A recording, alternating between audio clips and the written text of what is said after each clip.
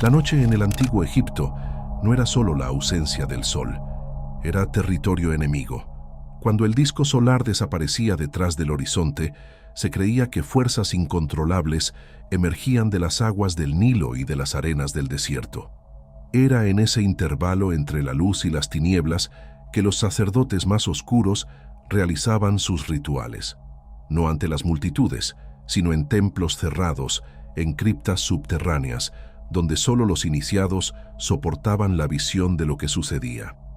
El pueblo común conocía a Isis, Osiris, Horus, dioses que prometían fertilidad, justicia, orden.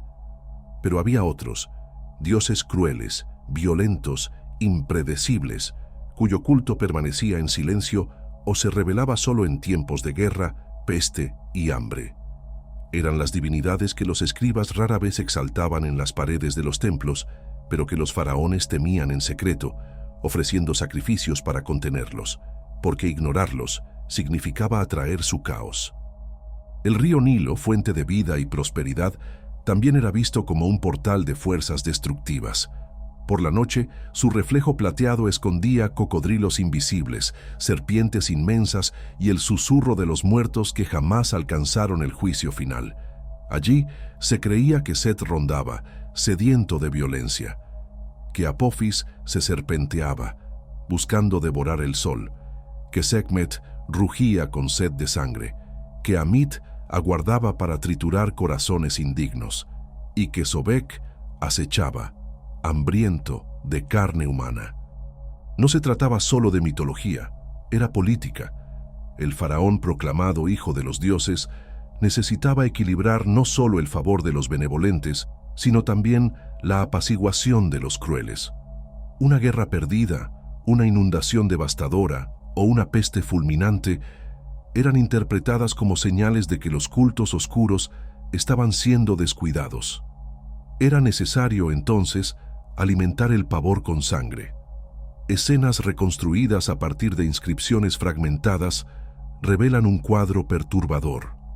Sacerdotes cubiertos con máscaras de animales conducían rituales de invocación a las orillas del río. Prisioneros de guerra eran entregados a las aguas como ofrenda a Sobek.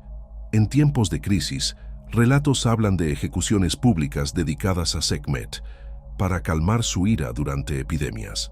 En el desierto, altares escondidos eran utilizados para dramatizar el asesinato de Osiris por Set, en una repetición simbólica del primer fratricidio divino. Estas prácticas no se veían como una contradicción a la religión oficial. Por el contrario, eran parte del equilibrio cósmico, de la eterna lucha entre el orden, Ma'at, y el caos, Isfet. Si los dioses de luz necesitaban ser honrados para mantener el mundo en armonía, los dioses crueles exigían su parte para mantener el caos bajo control. Era una matemática ritual. Ignorar la sombra significaba entregarla al descontrol. Entre los secretos más guardados estaba la conexión entre estos ritos y los procesos de momificación.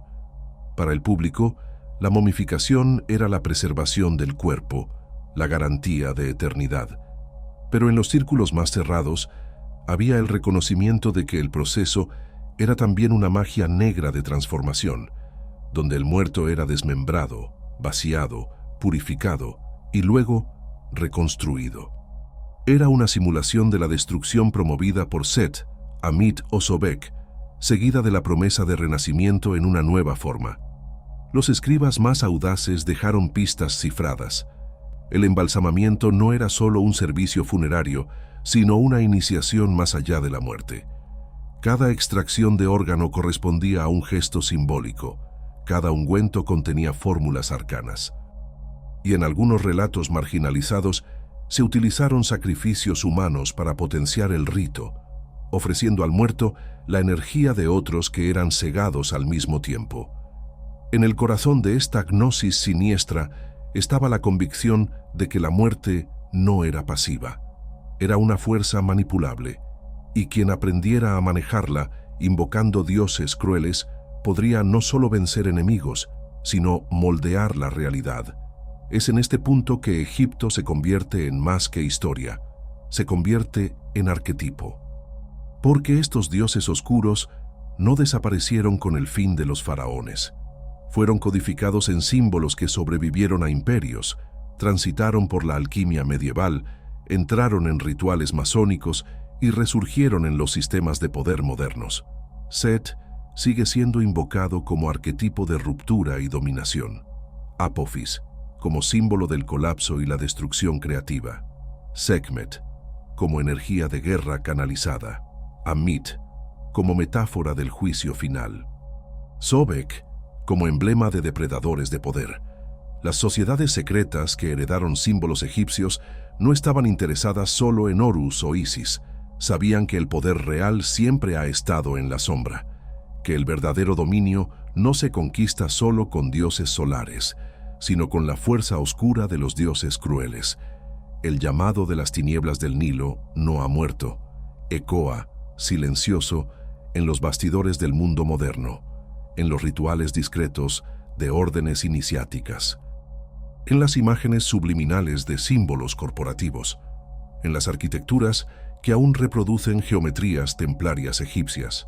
El público, hoy, mira las pirámides como ruinas turísticas, pero para ciertos linajes ocultos siguen siendo templos activos, estructuras que resuenan silenciosamente con la misma energía que alimentaba sacrificios a orillas del río.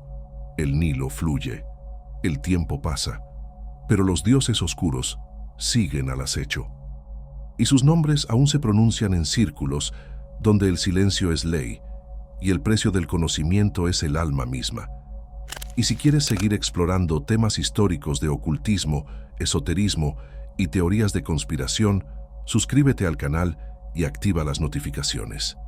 Entre todos los dioses egipcios, pocos despiertan tanto miedo y fascinación como Set. No era el dios de la creación, ni de la justicia, ni de la vida. Era el señor de la violencia, de la traición y del caos. Donde Horus simbolizaba el orden y Osiris la continuidad, Set representaba la ruptura. No gobernaba por la armonía, sino por el poder del colapso. Su mito central es conocido. Set, hermano de Osiris, conspiró contra él, lo asesinó y desmembró su cuerpo. Esparció los pedazos por Egipto, impidiendo el renacimiento.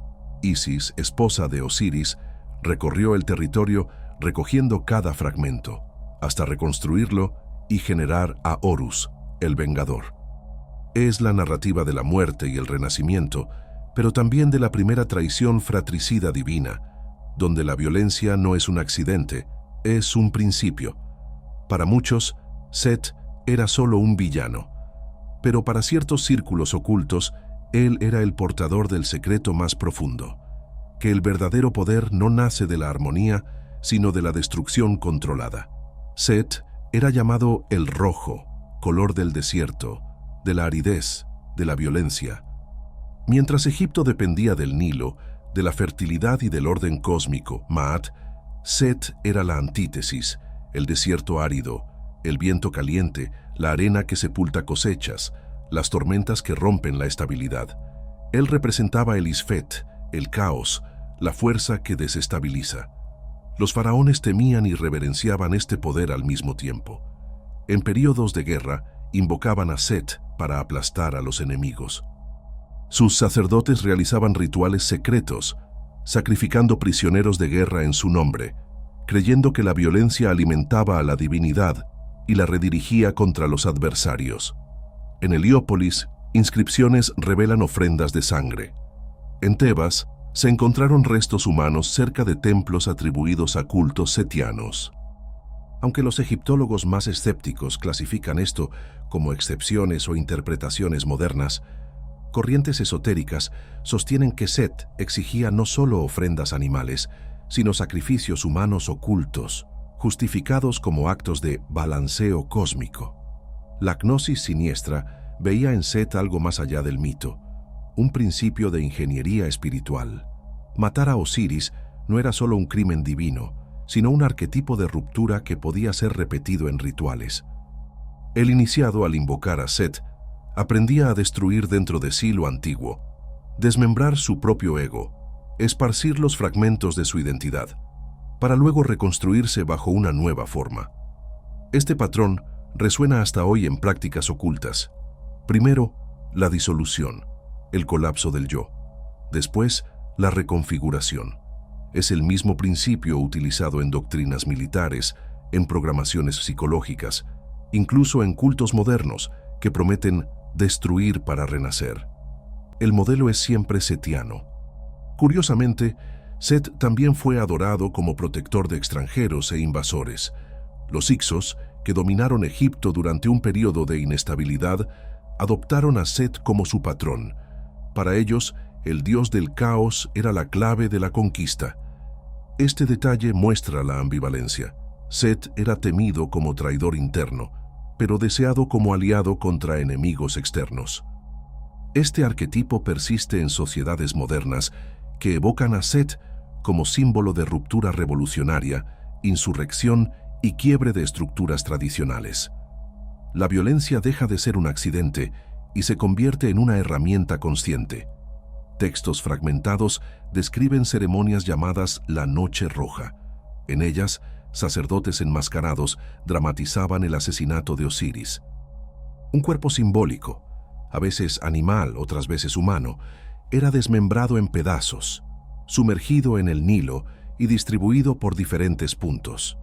El objetivo no era solo escenificar, sino alimentar a Set con el propio acto de violencia, replicando el mito. Hay registros de ejecuciones públicas donde prisioneros eran muertos con lanzas bajo la invocación de Set. En tiempos de sequía, se creía que solo la sangre derramada podría apaciguar el desierto rojo. Estos rituales nunca eran anunciados a la población, sino que se realizaban en secreto, lejos de la mirada común. En el periodo tardío, el culto a Set fue reprimido. Osiris y Horus se consolidaron como símbolos del orden, pero en círculos gnósticos y herméticos, el nombre de Set sobrevivió como símbolo oculto de poder secreto. Grupos gnósticos setianos, siglos después, lo reinterpretaron no como villano, sino como el portador del conocimiento oculto negado por las deidades solares. Para ellos, Set no era solo destrucción, sino liberación a través de la ruptura. Este punto es crucial. La gnosis siniestra reconocía que el orden es cómodo, pero aprisiona. El caos es peligroso, pero libera. Y en ese equilibrio, Set era visto como el maestro de la llave oscura, aquel que rompe para abrir. En el simbolismo masónico e iluminista, algunos estudiosos señalan referencias discretas a Set. El color rojo, utilizado en ciertos grados iniciáticos, remite a su energía.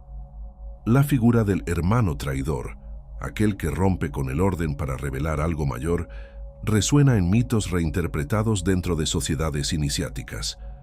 En órdenes ocultistas modernas, especialmente las vinculadas al satanismo simbólico, Set aparece como una inspiración directa, no como un dios pagano literal, sino como un arquetipo de ruptura radical, rechazo al orden solar y afirmación del poder individual a través del caos. El templo de Set, fundado en 1975 por Michael Aquino, exoficial del ejército de EEUU, asumió explícitamente el nombre de la deidad. Para ellos, Set era el representante del principio aislante de la conciencia, la fuerza que separa al individuo de la masa, otorgándole poder y autocontrol. Aquino, curiosamente, estuvo vinculado a estudios de guerra psicológica e incluso fue citado en contextos cercanos al MK-Ultra. ¿Coincidencia? ¿O una línea directa entre los antiguos rituales y las modernas prácticas de manipulación de la mente? Set no es solo un dios del pasado, es un espejo psicológico. Representa al hermano oculto en cada uno, la parte que desea traicionar, destruir, romper, salir del orden. Por eso su culto nunca ha muerto, porque no se trata solo de un mito egipcio, sino de un arquetipo humano universal. Cada vez que una estructura se quiebra, cada vez que un sistema es traicionado para dar origen a otro, se manifiesta el principio de Set. Cada revolución, cada golpe de estado, cada ruptura de paradigmas lleva su eco, y quizás ese sea el secreto que las sociedades secretas siempre han comprendido. Para crear algo nuevo, primero es necesario matar a un hermano. El culto a Set no se trataba de venerar a un dios monstruoso, sino de aceptar la necesidad de la destrucción como motor de la historia. Un conocimiento peligroso, capaz de liberar o esclavizar dependiendo de quién lo invoque. El Nilo sigue fluyendo, pero en el silencio de sus aguas, el nombre de Set aún resuena, porque el hermano asesino no ha muerto. Habita las sombras de toda civilización y de toda alma. Ahora hay algo que necesito contarte. Durante siglos, sociedades secretas e instituciones religiosas ocultaron libros que no debían ser leídos por el público. Grimorios que describen pactos, invocaciones y símbolos que supuestamente daban acceso a otras realidades espirituales. Estos textos no son mitos, están documentados, y algunos sobrevivieron a las hogueras y a la censura. Reunimos las fuentes más confiables en un video exclusivo. Sin embargo, debido a que contiene información sensible, este contenido podría ser bloqueado en redes sociales. Por eso, lo publicamos solo en nuestro sitio web y por tiempo limitado. Si quieres verlo, solo escanea el código QR en pantalla o haz clic en el enlace de la descripción o en el primer comentario fijado abajo. Mientras el sol desaparecía en el horizonte, los egipcios creían que no solo se ocultaba detrás de las dunas, descendía a un reino subterráneo de tinieblas donde enfrentaba noche tras noche a su mayor enemigo, Apophis, la serpiente colosal del caos eterno. El combate era inevitable.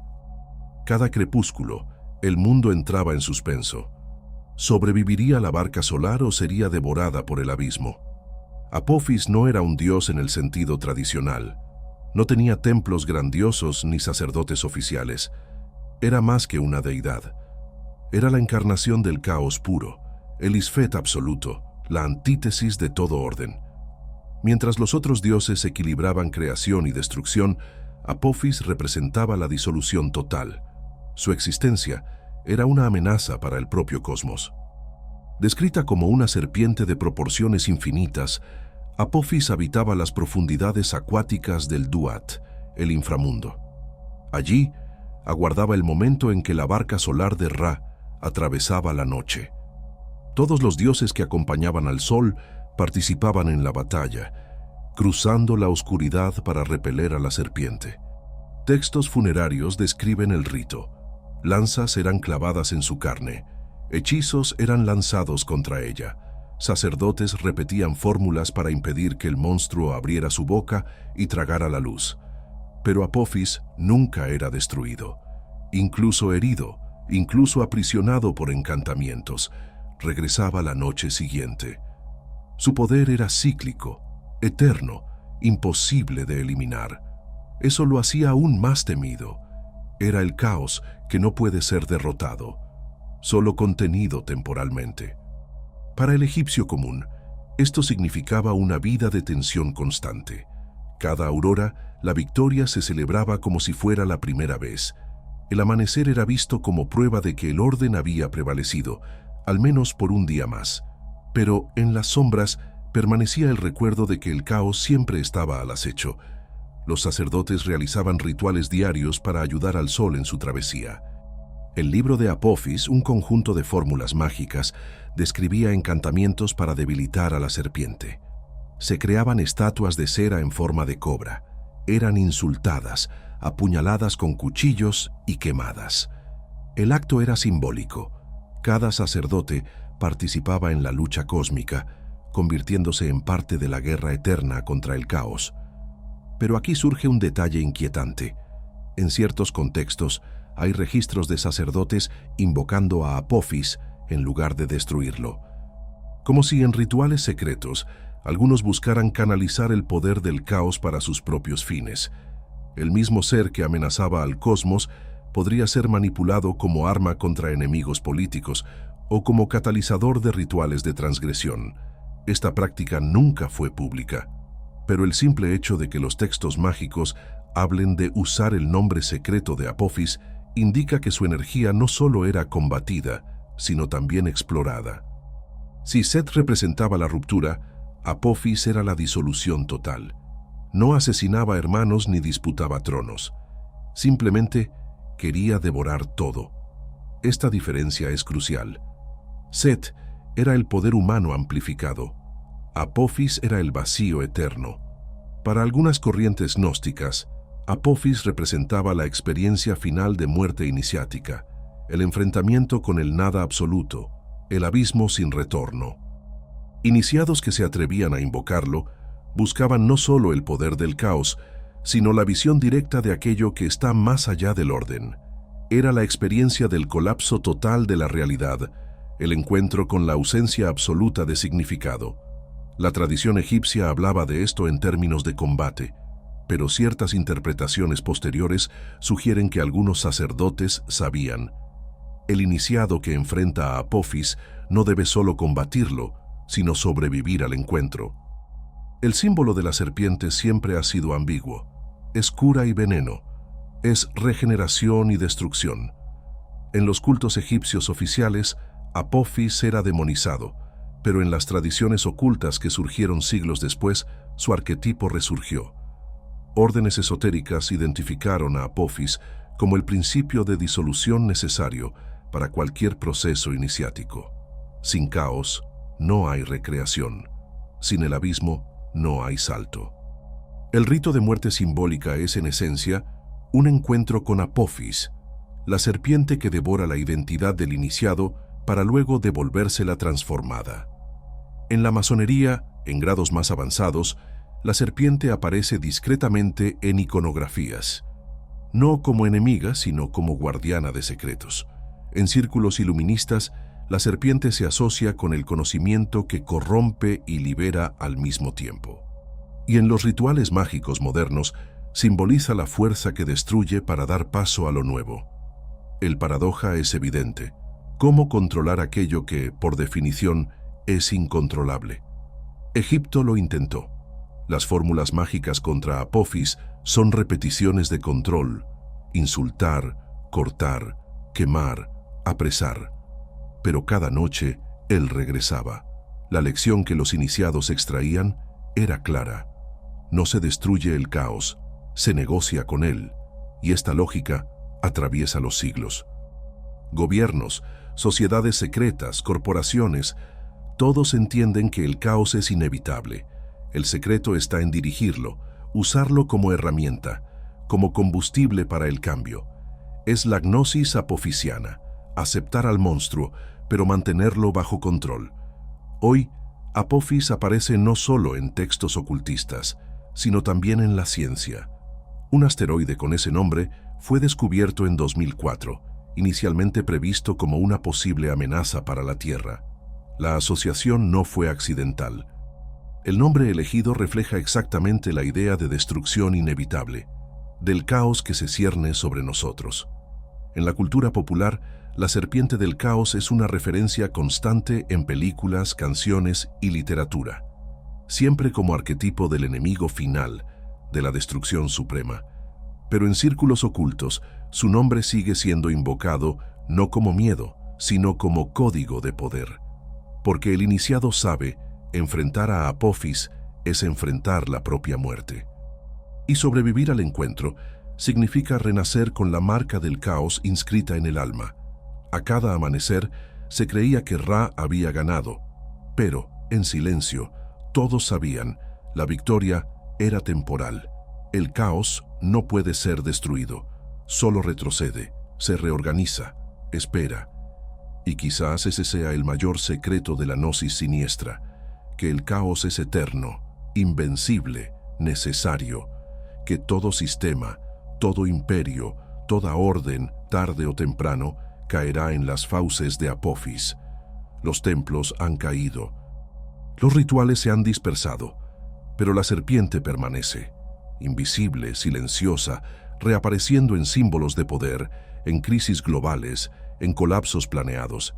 Porque Apophis no es solo un mito, es el propio ciclo de destrucción y renacimiento que rige la historia. En el fondo todos saben, el sol nace solo porque la serpiente lo permite. En Egipto, la leona no era solo un animal, era la encarnación de la salvajería, de la furia incontrolable, de la destrucción pura. Y ninguna deidad simbolizó esto de manera tan intensa como Sekhmet, la poderosa hija de Ra, diosa de la guerra, de la peste y de la venganza. Mientras que Isis representaba la maternidad y la curación, Sekhmet era lo opuesto, la diosa que camina sobre cadáveres, embriagada por el olor a sangre. Su mito es brutal. Se cuenta que, en una ocasión, la humanidad conspiró contra Ra. Para castigarlos, el dios envió a su hija Leona. Sekhmet descendió como una tormenta, y su masacre fue tan terrible que ríos enteros se tiñeron de rojo. Ella no se detenía, no distinguía culpables de inocentes. Su sed de sangre era insaciable. El propio Ra, horrorizado, se dio cuenta de que la creación sería aniquilada si no se hacía nada. Entonces, en un acto desesperado, Ra ordenó que toneles de cerveza fueran teñidos de rojo, haciéndolos parecer sangre.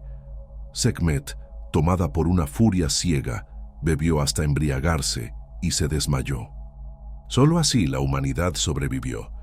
Pero el mito dejó claro: Sekhmet no conoce límites. Ella es la fuerza de la violencia pura, y cuando se despierta, nada puede detenerla. En la iconografía, Sekhmet aparece como mujer de cuerpo humano y cabeza de leona, coronada por el disco solar. Sus ojos en llamas representan la furia de Ra. Sus colmillos revelan su esencia depredadora.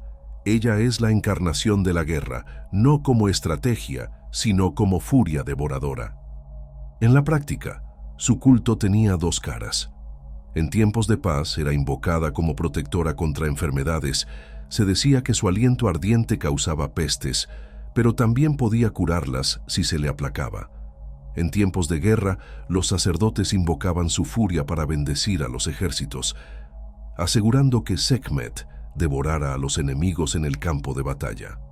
Las inscripciones describen ofrendas masivas. Miles de estatuas dedicadas a Sekhmet han sido encontradas en Karnak, sugiriendo un culto constante, de temor y reverencia.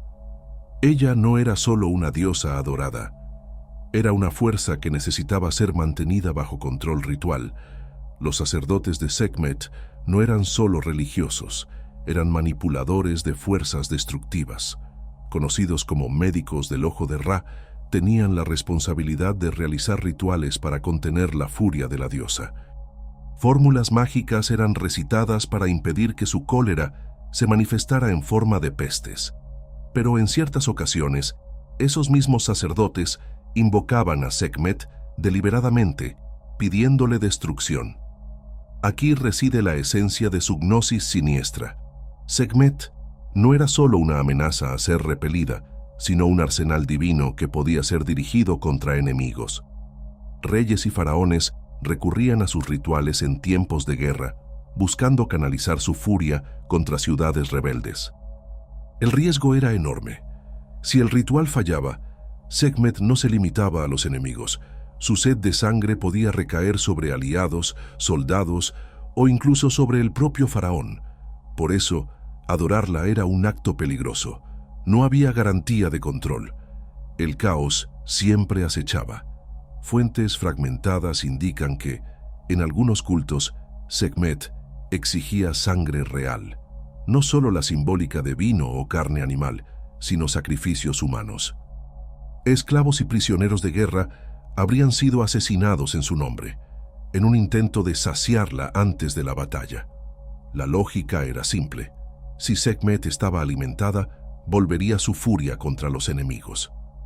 Rituales descritos en papiros tardíos hablan de ofrendas nocturnas donde la sangre se derramaba frente a estatuas leonas.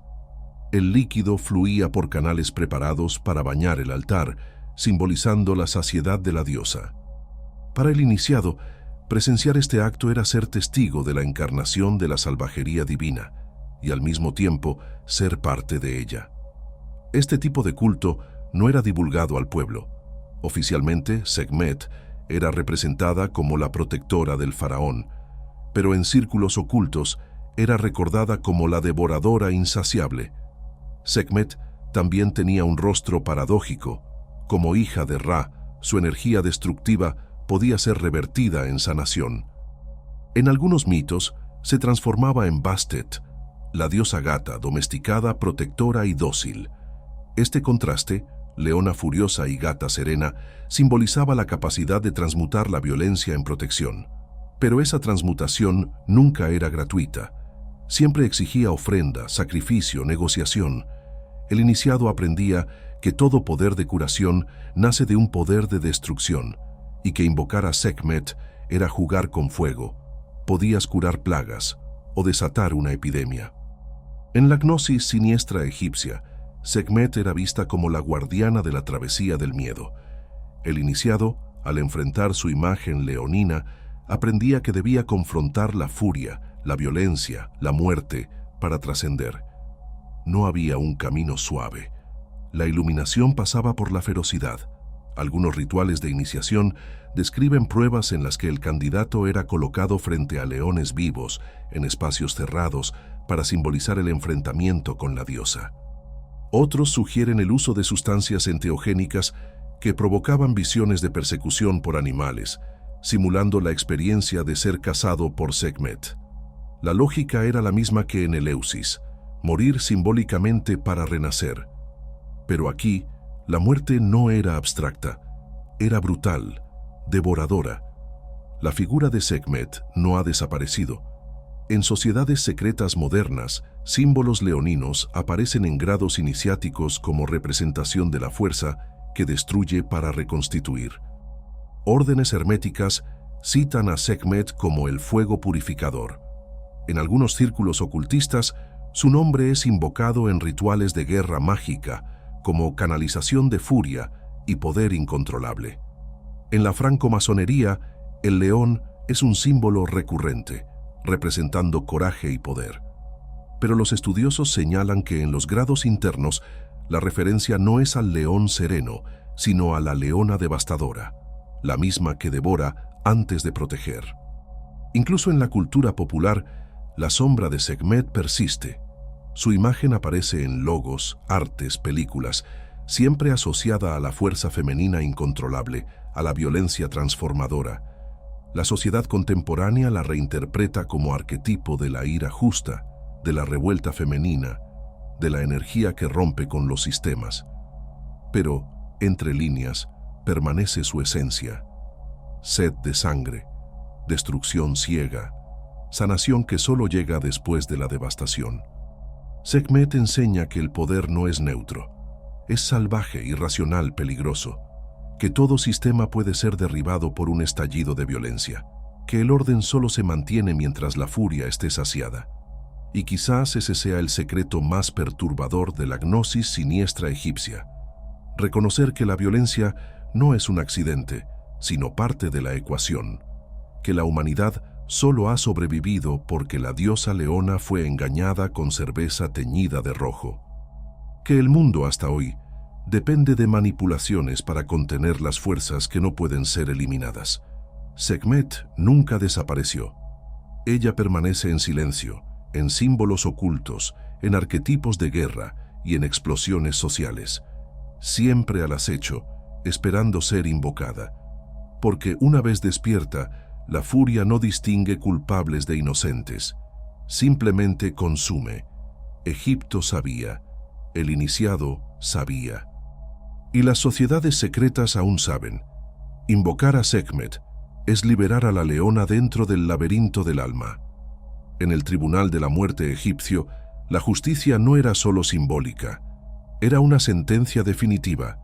El muerto cruzaba el Duat, el más allá, guiado por Anubis hasta el salón del juicio. Allí su corazón era colocado en una balanza y pesado contra la pluma de Maat, símbolo del orden y la verdad. Si el corazón era puro, el muerto era conducido a Osiris para vivir eternamente en el campo de los juncos. Pero si era demasiado pesado, corrompido por la mentira, el crimen o el desorden, una criatura aguardaba hambrienta. Su nombre era Amit, la devoradora de almas. Amit no era una diosa en el sentido tradicional, no tenía templos dedicados ni sacerdotes oficiales. Era una fuerza punitiva, un monstruo del más allá. Su forma era un híbrido de las bestias más temidas de Egipto: cabeza de cocodrilo, cuerpo de león y parte trasera de hipopótamo. 3 depredadores mortales, unidos en una sola criatura, representando la destrucción total. Si el corazón del muerto fallaba en la balanza, Amit avanzaba sin piedad, lo masticaba, lo trituraba, disolvía su esencia, y el condenado no solo moría, era aniquilado para siempre. A diferencia de infiernos o tormentos eternos, el destino de Amit era el olvido absoluto. El alma dejaba de existir. Esta perspectiva era peor que cualquier castigo. Para los egipcios el mayor terror no era sufrir eternamente, sino desaparecer, ser borrado del cosmos, olvidado, disuelto. Amit era la personificación de ese miedo. El papel de Amit iba más allá del juicio. Ella era un mecanismo de control espiritual. El egipcio vivía bajo la certeza de que cada acto sería pesado. Cada mentira, cada traición, cada injusticia aumentaba el peso del corazón. La amenaza de Amit pendía sobre todos. Ese miedo no era abstracto, era concreto. El corazón era considerado la sede del alma y de la conciencia. No había escapatoria. No importaba la riqueza, el estatus o la posición política. En el tribunal del más allá, todos estaban sujetos a la misma balanza. La idea de Amit creaba una disciplina invisible, un control psicológico colectivo que mantenía el orden moral. Pero hay algo más profundo en esto. El iniciado sabía que el tribunal del más allá no era solo futuro, era una experiencia ritual posible en vida. En los ritos de iniciación, símbolos de juicio eran dramatizados. El candidato veía su corazón pesado, enfrentaba la mirada de Amit, experimentaba la sensación de ser consumido. Era la muerte iniciática más radical, confrontar la aniquilación y sobrevivir al encuentro. Aunque Amit no tenía templos oficiales, hay indicios de que círculos ocultos realizaban rituales en su honor. No como adoración, sino como invocación del miedo. Papiros fragmentados mencionan fórmulas para traer a la devoradora contra enemigos. Amuletos que representan su figura se han encontrado en tumbas, quizás usados como un recordatorio constante del juicio que les esperaba. Algunos textos sugieren que los prisioneros de guerra eran sometidos a representaciones en las que sus corazones, a veces extraídos literalmente, eran ofrecidos simbólicamente a Amit. El acto no era solo una ejecución, sino un espectáculo ritual, una advertencia a los vivos sobre el destino que aguardaba a los indignos. Estos ritos revelan la lógica sombría de la gnosis egipcia. El terror es una herramienta de poder.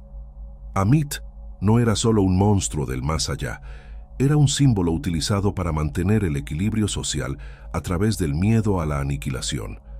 Para el iniciado, Amit no era solo una amenaza, era maestra. Enfrentar a la devoradora significaba enfrentar el mayor de los miedos, la desaparición. El iniciado necesitaba atravesar la experiencia de ver su corazón devorado en visiones inducidas por rituales, sustancias o dramatizaciones para renacer sin miedo a la muerte. Ese proceso era brutal, pero una vez superado, el iniciado se volvía invencible. Si sobrevivía a la experiencia de Amit, ningún poder terrenal podría controlarlo. El problema es que ese conocimiento era demasiado peligroso para ser entregado al pueblo. Por eso, la figura de la devoradora se mantenía como un instrumento de miedo colectivo y no de liberación. La figura de Amit ha sobrevivido de manera oculta. En el psicoanálisis simbólico, se compara con el miedo a la aniquilación, la ansiedad por la muerte, el pavor al olvido. Pero en sociedades secretas, su imagen se utiliza de manera más práctica, como un recordatorio de que el iniciado debe destruir sus propios apegos, devorar sus ilusiones, antes de ascender. La idea del corazón pesado contra la pena se encuentra discretamente en rituales masónicos de juicio simbólico. En órdenes herméticas, el concepto de devorar el alma reaparece como metáfora de la purificación a través del colapso total. Y en círculos ocultistas más oscuros, Amit es evocada como fuerza que destruye enemigos espirituales, devorando su esencia. Si Set representa la traición y Apophis el caos eterno, Amit representa el fin absoluto, el olvido, la nada. Esta imagen es demasiado poderosa para haber desaparecido. Se ha reconfigurado en símbolos modernos. En los bastidores del poder, algunos estudiosos afirman que Amit es la metáfora oculta de las élites que deciden quién merece existir en el sistema y quién será borrado. No con dientes, sino con exclusión, silencio, invisibilidad. El devorar de las almas se ha convertido en el devorar de las narrativas. Quien controla la balanza decide quién tendrá voz y quién será olvidado. Hoy, Amit aparece disfrazada en la cultura pop, películas y cómics, siempre como figura de juicio y destrucción. Pero en círculos esotéricos, su arquetipo sigue activo. Se la recuerda como el límite infranqueable, el terror que moldea comportamientos. En el siglo XXI, su culto no se realiza en templos de piedra, sino en estructuras invisibles, sistemas que deciden vidas y destinos. El olvido digital, la exclusión social, la cancelación de reputaciones, todos son manifestaciones modernas de la devoradora. No hay fuego eterno, no hay castigo físico, solo hay desaparición, silencio. El corazón es pesado, y quien no se alinea es borrado. El iniciado antiguo, al enfrentar a Amit, comprendía que el mayor poder de la vida era la amenaza de la inexistencia. El iniciado moderno, al reflexionar sobre su arquetipo, se da cuenta de que esta fuerza aún gobierna el mundo, solo que ahora en lenguaje social, político y tecnológico. Amit nunca murió, sigue al acecho, recordando que todo corazón será pesado, que cada acción tiene peso, que la balanza aún funciona, aunque sea invisible. Y en el silencio del más allá, o en las sombras del presente, la devoradora espera, porque la amenaza del olvido sigue siendo el motor invisible que mantiene a civilizaciones enteras bajo control. A orillas del Nilo, bajo el reflejo de la luna, un par de ojos brillaba en la superficie inmóvil. El pueblo sabía lo que significaba. Sobek estaba al acecho. El cocodrilo era la bestia más temida de Egipto. Invisible en el agua, paciente en la espera, feroz en el ataque. Y fue a partir de él que nació uno de los cultos más ambiguos y perturbadores de la civilización faraónica. Sobek no era solo un animal divinizado, era un dios cocodrilo, señor de la fuerza brutal, de la fertilidad de las aguas y de la violencia depredadora. Su figura cargaba el paradoja del Nilo, fuente de vida y al mismo tiempo escenario de la muerte. Donde el río traía abundancia, también escondía criaturas capaces de desgarrar cuerpos en segundos. En la iconografía, Sobek era representado como un hombre con cabeza de cocodrilo, coronado con el disco solar o con la corona del Alto Egipto. En algunos casos, aparecía como un cocodrilo completo, emergiendo de las aguas con las fauces abiertas. Su dominio estaba ligado al Nilo, cuyo ciclo anual garantizaba fertilidad, pero el mismo río también era su boca devoradora. Para los egipcios, la fertilidad no venía sin violencia. La sangre y el agua eran caras de un mismo principio. Sobek representaba esa dualidad, creador y destructor, proveedor y asesino. El culto a Sobek floreció especialmente en regiones cercanas a cocodrilos en abundancia, como Fayum y Kom Ombo. Se erigieron templos, y los cocodrilos sagrados eran mantenidos vivos, alimentados y tratados como manifestaciones directas de la divinidad. Cuando morían, eran momificados con rituales cuidadosos, preservados en catacumbas enteras dedicadas a ellos. Los sacerdotes de Sobek realizaban rituales de ofrenda en las orillas del Nilo. Animales eran arrojados al río como alimento para los cocodrilos sagrados. Pero algunos relatos sugieren que prisioneros de guerra y condenados también eran entregados a las aguas. El acto no era solo una ejecución, era un sacrificio, una ofrenda directa al dios cocodrilo. El simbolismo era claro: quien fuera arrojado al Nilo no solo moría, era devorado por Sobek. Su carne alimentaba a la divinidad, su energía era absorbida. El cocodrilo, al masticar huesos humanos, no era solo un animal, era el vehículo del dios. La visión, era aterradora. Cuerpos destrozados en el agua, sangre mezclada con la corriente, gritos ahogados hasta desaparecer bajo la superficie. Para los espectadores eso no era barbarie, era un rito. Era apaciguar la furia de Sobek para que el Nilo siguiera siendo generoso. En la gnosis siniestra, Sobek era entendido como la unión entre sexualidad y violencia. El cocodrilo, al mismo tiempo que era visto como depredador, también estaba asociado a la fertilidad de las aguas y a la potencia masculina. Era invocado en rituales de fecundidad, pero su energía siempre venía acompañada de brutalidad. El iniciado aprendía que la vida nace de la sangre, que la fertilidad es inseparable de la violencia. En los misterios relacionados con Sobek, había dramatizaciones en las que parejas rituales se unían sexualmente ante su imagen, al mismo tiempo que se realizaban sacrificios. Era la unión de la creación y la destrucción en un solo acto. Esta lógica persiste en arquetipos posteriores. El poder que fecunda es el mismo que devora. El río que alimenta es el mismo que ahoga. El cocodrilo es símbolo del principio universal de que no existe vida sin sangre. Algunos faraones adoptaron a Sobek como su patrón, buscando legitimar su autoridad a través de la fuerza bruta del dios cocodrilo. La asociación era estratégica. Quien invocaba a Sobek mostraba que gobernaba por el poder de la violencia, por la capacidad de devorar enemigos sin piedad. Inscripciones describen batallas donde enemigos eran arrojados vivos a aguas infestadas de cocodrilos como demostración de poder divino. El faraón, en este contexto, no solo ganaba la guerra, alimentaba a Sobek con la carne de los derrotados. Este uso político del culto revela un punto central. El terror era una herramienta de gobierno. El pueblo, al ver prisioneros destrozados en el río, no solo temía al faraón, sino que reconocía que él contaba con la bendición del propio dios depredador. Para los iniciados, Sobek era un guardián liminal. Enfrentar al cocodrilo significaba enfrentar el instinto depredador dentro de uno mismo.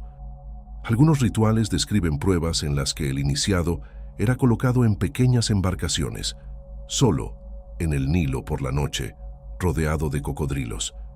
El objetivo no era morir, sino confrontar el pavor absoluto. Este rito de paso simbolizaba la travesía por el caos. Sobrevivir a la mirada de Sobek significaba renacer sin miedo a la violencia, apto para llevar el poder de la vida y de la muerte. El arquetipo del cocodrilo no ha desaparecido. En tradiciones ocultistas posteriores, fue reinterpretado como guardián de portales, símbolo del poder subterráneo y de la violencia instintiva que sostiene el cosmos. En la masonería, la figura del cocodrilo aparece discretamente en textos esotéricos relacionados con Egipto. En órdenes herméticas, Sobek es mencionado como la fuerza que devora ilusiones para revelar la esencia. En círculos más oscuros, es invocado como patrón de rituales de poder, donde la sangre real aún se utiliza como ofrenda simbólica. El cocodrilo también aparece en símbolos de sociedades discretas, asociado a la idea de que el verdadero poder no es visible, sino que acecha en las aguas listo para atacar. En el siglo XXI, Sobek ya no aparece como un dios oficial, pero su sombra está presente en estructuras de poder que se alimentan del miedo.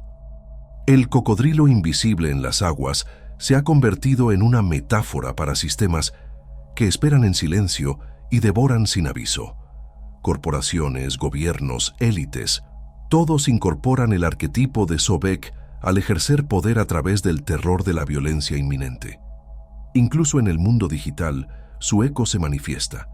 Algoritmos invisibles que esperan pacientemente, listos para devorar reputaciones e identidades en segundos. El cocodrilo moderno no nada en el Nilo, nada en el flujo de datos. Sobek enseña que el poder es depredador, que todo río de abundancia lleva depredadores ocultos, que la fertilidad no existe sin violencia, que la civilización se erige sobre rituales de sangre, incluso cuando están disfrazados por un lenguaje moderno. El iniciado sabía, sobrevivir a Sobek era aprender a caminar siempre al borde del río, sabiendo que en cualquier momento algo podría emerger y arrastrarlo, y ese conocimiento no era paralizante, sino liberador. Porque quien enfrenta al cocodrilo ya no teme su mordida. El culto crocodiliano fue prohibido, sus templos se derrumbaron, sus catacumbas fueron saqueadas, pero los ojos de Sobek aún brillan bajo la superficie, porque el poder depredador nunca desaparece, solo cambia de río. En el antiguo Egipto, la muerte no era solo el fin de la vida, era un proceso controlado, manipulado, ritualizado. El cuerpo del difunto no se dejaba al azar, era abierto, vaciado, cocido, recubierto, momificado.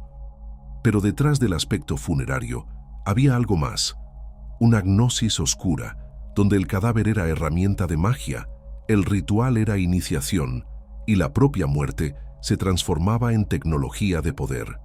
La momificación, para el pueblo, era garantía de eternidad. Se creía que preservar el cuerpo permitía al alma atravesar el Duat y unirse a los dioses. Pero para los iniciados, el embalsamamiento era también un rito secreto, una simulación ritual de la desintegración y reconstrucción del ser. El muerto pasaba por el mismo destino que Osiris sufrió a manos de Set, ser desmembrado y reconstituido. Cada corte, cada extracción de órgano, cada capa de resina tenía un valor simbólico, correspondiendo a fases de la disolución espiritual. Los embalsamadores no eran solo artesanos, eran sacerdotes, conocedores de fórmulas mágicas. Cada gesto iba acompañado de palabras rituales. Cuando el cerebro era extraído por la nariz, simbolizaba la eliminación de la mente inferior. Cuando el corazón era retirado, era reemplazado por un escarabajo sagrado, símbolo del renacimiento. El cuerpo se transformaba en una máquina ritual, preparada para resistir el juicio y atravesar la eternidad. Pero había algo que nunca se decía públicamente. El proceso de la momificación también era una iniciación reservada a los vivos. Algunos candidatos a la sabiduría oculta participaban en representaciones donde se acostaban en mesas funerarias, eran cubiertos con lino, pasaban por simbolismos de evisceración y unción. Al emerger, renacían como si hubieran atravesado la muerte. Era la experiencia directa del más allá sin morir de hecho. Ese era el secreto de la gnosis. El iniciado necesitaba morir antes de tiempo para comprender el poder de la muerte y controlarlo. La muerte, para los egipcios, era al mismo tiempo un tabú y un portal. Tocar el cadáver, manipular sus entrañas, abrir su cuerpo, era un acto de máxima transgresión. Solo los embalsamadores, separados de la sociedad, tenían el derecho y la maldición de realizar este trabajo. Eran vistos con temor, como aquellos que caminaban entre los mundos. En círculos ocultos, este contacto con la carne muerta era considerado una forma de absorber poder. Al manipular la muerte, el sacerdote asimilaba su energía, volviéndose familiar al terror que paralizaba a los demás, cruzaba el tabú, y de esa transgresión emergía más fuerte. Es por eso que muchos embalsamadores también eran iniciados en ritos secretos. Sabían que la muerte no era solo el final, era un campo energético manipulable. Los cuerpos eran utilizados como puentes, los órganos como recipientes, la sangre como ofrenda. La momificación era menos un servicio funerario y más un sacramento de transgresión. Algunos textos sugieren que, además de cadáveres, sacrificios humanos eran incluidos en rituales de momificación de faraones. Esclavos o sirvientes eran asesinados y enterrados junto al cuerpo real para servir en el más allá. Pero había algo aún más perturbador. Ciertos papiros mencionan reforzar la travesía del muerto con energía vital de otros. En otras palabras, sacrificar vidas para alimentar el alma en viaje. Este principio revela la esencia de la gnosis siniestra. La muerte puede ser manipulada, utilizada, canalizada. La transgresión del tabú abre puertas. Cuanto más prohibido, más poderoso. El iniciado no teme la sangre, la carne o la descomposición. Aprende a usar estos elementos como llaves. Para los egipcios, la muerte no era silencio, era lenguaje. Cada parte del cuerpo hablaba. Los huesos, los ojos, el corazón, el hígado, todos tenían significados simbólicos. Quitarlos y tratarlos era traducir la muerte en código. El iniciado que aprendía este lenguaje adquiría poder no solo sobre cadáveres, sino sobre la propia vida. Ese conocimiento fue tan peligroso que jamás desapareció. Sobrevivió en grimorios, en prácticas alquímicas, en rituales necrománticos de la Edad Media. Y aún hoy, en ciertas órdenes ocultas, la momificación se estudia no como arqueología, sino como un manual de iniciación. Cuando la masonería y otras órdenes herméticas adoptaron símbolos egipcios, no fue solo por las pirámides o por el ojo de Horus. También fue por la gnosis de la muerte. El sarcófago se convirtió en metáfora de la iniciación. El iniciado entra en el ataúd simbólico, experimenta la muerte ritual y renace como un nuevo hombre.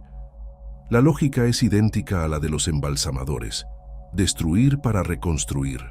Matar al viejo yo, momificarlo y despertar una nueva conciencia. En algunos ritos modernos, la figura de Osiris, despedazado y reconstituido, se representa exactamente como los ritos de momificación. Es el mismo patrón, traducido a otro tiempo, pero en círculos más oscuros, la práctica de la transgresión persiste. Hay informes de grupos que realizan representaciones con restos mortales, huesos humanos o sangre animal, creyendo que la manipulación directa de la muerte aún lleva una energía capaz de reprogramar la conciencia. El tabú sigue siendo la clave. En el fondo, la gnosis siniestra de la momificación y de la muerte egipcia enseña una verdad perturbadora. La muerte no es el fin, es un instrumento. Puede ser utilizada para disciplinar al pueblo a través del miedo. Puede ser utilizada para iniciar a individuos mediante la experiencia simbólica. Puede ser utilizada como energía ritual. Puede ser utilizada como lenguaje de transgresión. El iniciado que atraviesa la momificación simbólica no solo pierde el miedo a la muerte, aprende a utilizarla, y este saber lo vuelve peligroso, porque quien controla la muerte controla la vida. Quien manipula cadáveres, manipula conciencias. Quien atraviesa el tabú de la carne y de la sangre, ya no obedece a los límites de la moral común. Es eso lo que las sociedades secretas modernas han heredado, no solo símbolos egipcios, sino el principio de la muerte como herramienta. Detrás de cada ritual, detrás de cada sarcófago simbólico, detrás de cada silencio ritual, hay un recuerdo. Egipto enseñó que el poder nace del contacto con lo prohibido, y no hay transgresión mayor que manipular la propia muerte. Egipto ha caído, sus templos han sido saqueados, sus dioses han sido reinterpretados como demonios o metáforas, pero la esencia de su gnosis, la manipulación de la muerte, el culto a las fuerzas crueles, la transgresión como clave iniciática, ha sobrevivido en las sombras, no en templos a la orilla del Nilo, sino en sociedades discretas, en los bastidores de universidades y palacios, donde símbolos egipcios han sido absorbidos y resignificados. Cuando la masonería floreció en Europa, bebió de muchas fuentes: alquimia, cábala, hermetismo, pero entre todos los símbolos heredados, ninguno fue tan poderoso como los egipcios. Pirámides, ojos, esfinges y sarcófagos comenzaron a figurar en rituales y grados iniciáticos. No por casualidad, Egipto era visto como la tierra primordial de los misterios. El ojo que todo lo ve, hoy asociado a los Illuminati e impreso incluso en billetes de dólar, es una herencia directa del ojo de Horus, pero también resuena con la presencia de los ojos vigilantes de Sekhmet y la acechanza invisible de Sobek. La pirámide, símbolo máximo de la estabilidad, es también un monumento funerario, un recordatorio silencioso de la muerte como estructura del poder. En la francomasonería, uno de los grados más emblemáticos involucra el ritual de la muerte simbólica. El iniciado es conducido a una escenificación de asesinato, es acostado en un ataúd o urna y luego renace como un nuevo hombre. Es la misma lógica de la momificación egipcia: matar al antiguo yo y reconstruirlo en una nueva forma. Este ritual no es una invención moderna, es una transposición. Lo que antes ocurría en mesas de embalsamamiento en Tebas, ahora sucede en salones discretos en Europa y América. La transgresión de la muerte sigue siendo el eje central de la iniciación. Y hay algo aún más perturbador. En los grados más internos, ciertas órdenes utilizan símbolos directamente asociados a Set, Apophis o Amit, el traidor, el caos eterno, la devoradora, no como villanos, sino como arquetipos necesarios. El iniciado aprende que necesita atravesar la furia de Sekhmet, el juicio de Amit, la mirada de Sobek, para alcanzar la verdadera gnosis. Se habla mucho de los Illuminati, un grupo que supuestamente surgió en Baviera en el siglo XVIII. Su símbolo más conocido es la pirámide con el ojo en la cima. Oficialmente, era una metáfora de la razón iluminada, pero los estudiosos señalan conexiones directas con Egipto. El ojo es Horus, la pirámide es una tumba, y la luz que todo lo ve es también herencia del sol que combate a Apophis cada noche. Los Illuminati, aunque reducidos a un mito moderno, representan la idea central, una sociedad secreta que se considera heredera de Egipto. Sus rituales, según relatos de iniciados, involucraban lecturas de textos herméticos que citaban explícitamente a Isis, Osiris y Set. Algunos documentos incluso mencionan representaciones inspiradas en los misterios de Osiris. Un detalle raramente discutido es que las sociedades secretas modernas no solo heredaron el lado solar de Egipto, Horus, Isis, Osiris, también preservaron los arquetipos oscuros. En los círculos rosacruces, Set aparece como principio de ruptura. En los rituales herméticos, Apophis es mencionado como el caos necesario para la transformación. En órdenes de magia ceremonial, Sekhmet es invocada como fuerza de purificación violenta. Hasta Amit, la devoradora, es recordada como símbolo de la destrucción del ego. La gnosis siniestra sobrevive no como una religión literal, sino como un lenguaje iniciático. Los dioses no son adorados como figuras externas, sino utilizados como espejos del inconsciente, llaves arquetípicas. El iniciado no reza a Sekhmet, sino que invoca su furia dentro de sí. No teme a Amit, sino que enfrenta su mirada para disolver la identidad. No lucha contra Apophis, sino que lo acepta como parte del ciclo eterno. Pero esta herencia no es neutral. Así como los egipcios utilizaban el terror de Amit y Sobek para disciplinar al pueblo, las sociedades secretas modernas usan símbolos ocultos para controlar inconscientemente a masas enteras. El ojo que todo lo ve en los billetes, las pirámides en arquitecturas públicas, los leones en escudos, las serpientes en logotipos corporativos, todo esto no es coincidencia. Son vestigios de símbolos que cargan un peso arquetípico.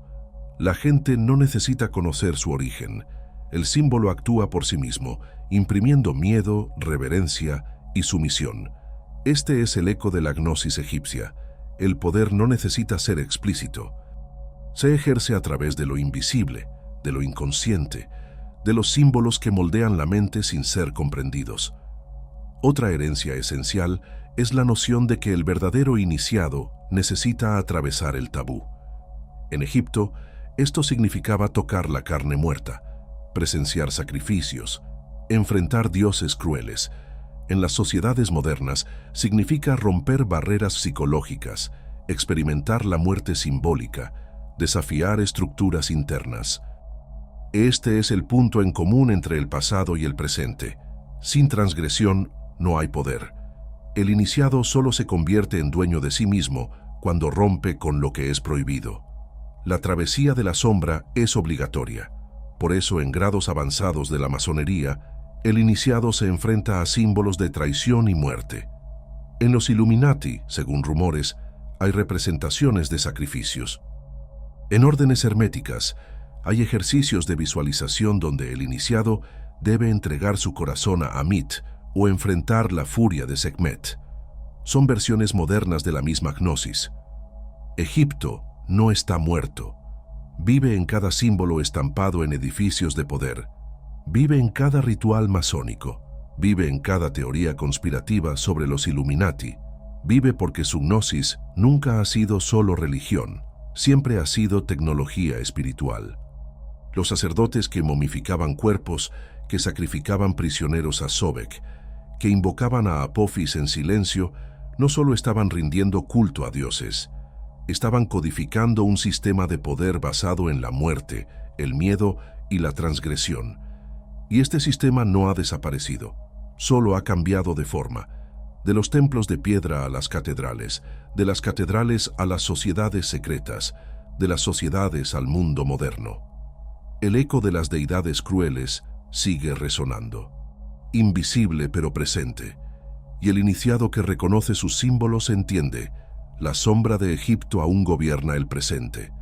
Los templos de Karnak están en ruinas, los cocodrilos sagrados de Sobek se pudren en catacumbas silenciosas.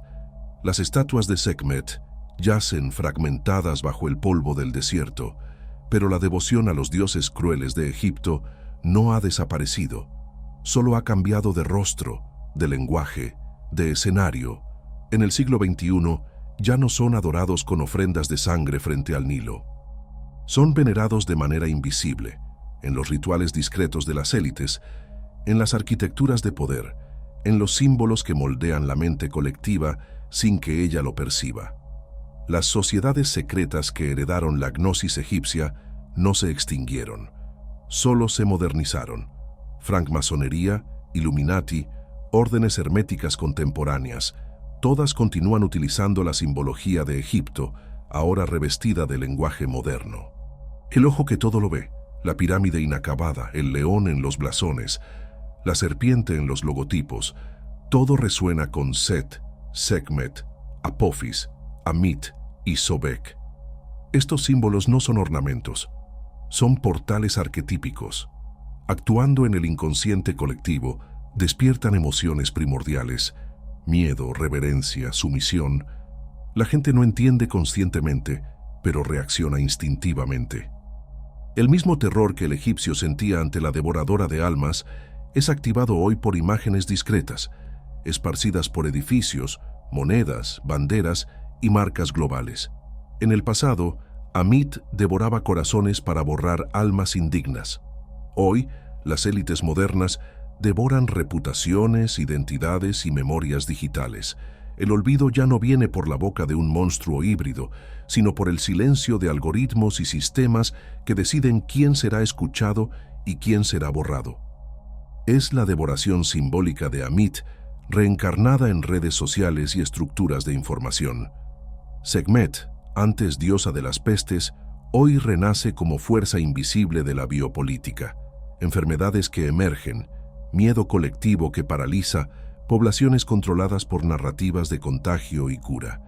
El ciclo de la diosa leona continúa: devastación primero, protección después. Sobek, que devoraba cuerpos en el Nilo, hoy es invocado en guerras modernas, en las cuales la violencia se justifica como necesidad para la fertilidad social o la renovación del sistema.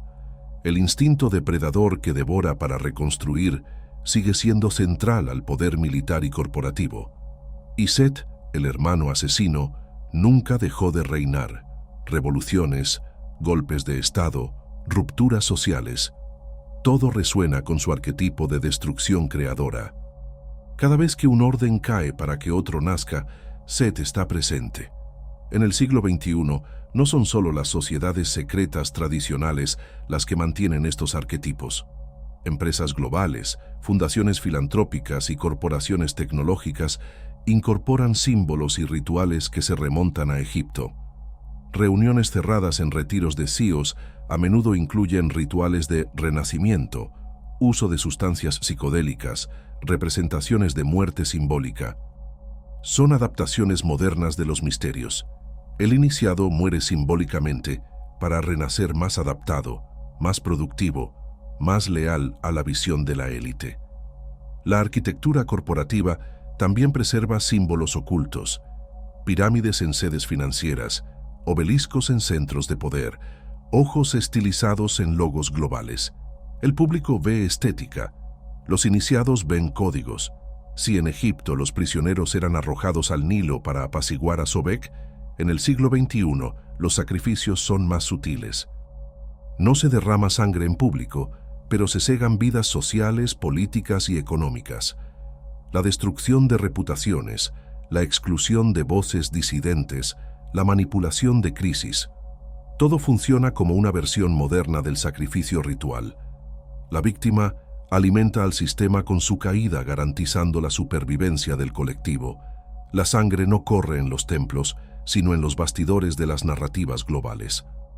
Así como los sacerdotes egipcios manipulaban cadáveres y tabúes, las élites modernas manipulan tabúes psicológicos. En retiros privados, organizados en islas o castillos, hay relatos de rituales con representaciones explícitas de muerte, símbolos animales e incluso consumo ritualizado de sangre en representaciones teatrales. No importa si es literal o simbólico, el objetivo es el mismo: atravesar el tabú para consolidar poder. La lógica nunca ha cambiado. La travesía de la sombra es condición para ascender. El iniciado debe enfrentar a Set, Amit, Sekhmet, Sobek y Apophis dentro de sí, para luego renacer bajo la narrativa que se le imponga. En el fondo, la devoción oculta del siglo XXI no es religión en el sentido tradicional, es ingeniería arquetípica, un sistema de símbolos, ritos y narrativas que programan conciencias. El pueblo, sin darse cuenta, participa en representaciones masivas, crisis que generan miedo, Sekhmet, juicios sociales que borran identidades, Amit, enemigos invisibles que amenazan todo, Apophis, rupturas políticas que destruyen para reconstruir, Set, y depredadores económicos que devoran para fertilizar nuevos sistemas, Sobek. Los mismos dioses que dominaban Egipto aún gobiernan, pero ahora disfrazados en discursos modernos. El iniciado moderno reconoce los símbolos y entiende que nada ha cambiado. El ciclo de la muerte y el renacimiento sigue activo. El pueblo vive bajo la sombra de Amit digital, Sobek corporativo, Sekhmet biopolítica, Set revolucionario y Apophis global. La devoción oculta no está en las pirámides, está en los algoritmos, en las guerras, en las crisis fabricadas, en las arquitecturas del poder. Egipto no ha desaparecido, solo ha sido internalizado por las estructuras del siglo XXI. Y si este tema llamó tu atención, no olvides hacer clic en el enlace de la descripción o en el primer comentario fijado para ver lo que encontramos en los archivos más oscuros de la historia espiritual humana. El video completo está en nuestro sitio web. El iniciado que atraviesa Egipto no solo encuentra pirámides y jeroglíficos, encuentra un laberinto, no hecho de piedra, sino de símbolos, miedos y arquetipos. En ese laberinto, cada sala está custodiada por una deidad cruel. Set aguarda con su traición inevitable. Apophis se enrolla en los pasillos, listo para devorar todo. Sekhmet ruge en llamas, embriagada de sangre. Amit acecha, devorando corazones pesados. Sobek emerge de las aguas, listo para arrastrar al viajero hacia el fondo. El laberinto no tiene mapa. Cada curva es una elección, cada puerta es una prueba. No hay salidas fáciles. Quien entra no vuelve igual. Algunos jamás regresan, porque los dioses negros no son solo figuras del pasado. Son fuerzas internas, pulsando dentro de cada alma. El iniciado aprende que no existe luz sin sombra, que el poder no nace solo del orden, sino del caos, que la vida no florece sin violencia, que la inmortalidad exige contacto con la muerte. Esa es la gnosis siniestra, el reconocimiento de que los dioses más crueles son también los más necesarios. Pero la travesía tiene un precio. El iniciado que enfrenta a Sekhmet lleva para siempre su furia. Quien sobrevive a Apophis nunca vuelve a confiar en la estabilidad. Quien enfrenta a Amit sabe que puede ser borrado en cualquier instante. Quien invoca a Set descubre que la traición habita en todo corazón humano. Quien mira a los ojos de Sobek nunca más se baña sin sentir al depredador invisible bajo las aguas. El laberinto es eterno porque no está afuera, está adentro. Las pirámides, los templos y los rituales fueron solo representaciones externas de un teatro interno. Los sacerdotes lo sabían. Los dioses no viven en el cielo, viven en el inconsciente, en el miedo, en el deseo, en el instinto. Son fuerzas que gobiernan la mente humana desde los primeros días. Las sociedades secretas heredaron este conocimiento. Lo codificaron en ritos, símbolos, juramentos. Lo utilizan no para la adoración, sino para el control, porque quien entiende el laberinto puede guiar a otros a través de él, o aprisionarlos para siempre en sus corredores. El siglo XXI es solo otro ala de este mismo laberinto. El caos de Apophis resurge en crisis globales. La furia de Sekhmet reaparece en epidemias y guerras. La devoración de Amit se manifiesta en borrados digitales y sociales. La traición de Set resuena en rupturas políticas. La mirada de Sobek vive en depredadores invisibles que devoran recursos y vidas. El iniciado moderno, si se atreve a ver, verá que nada ha cambiado. Egipto no está enterrado. Respira en los símbolos, en las estructuras, en las narrativas. El laberinto de los dioses negros es el propio mundo, y la pregunta que resuena, sombría, permanece sin respuesta. ¿El iniciado recorre el laberinto en busca de la salida? ¿O el laberinto recorre al iniciado, moldeándolo para siempre? Al final no hay conclusión, solo corredores que se repiten, puertas que se abren a nuevas pruebas, dioses que exigen siempre más sangre, más miedo, más silencio, porque el laberinto no termina, solo se transforma. Egipto lo sabía, las sociedades secretas lo saben, y el iniciado que se atreva a cruzar debe estar preparado para la verdad final. No hay salida del laberinto de los dioses negros, solo existe la travesía.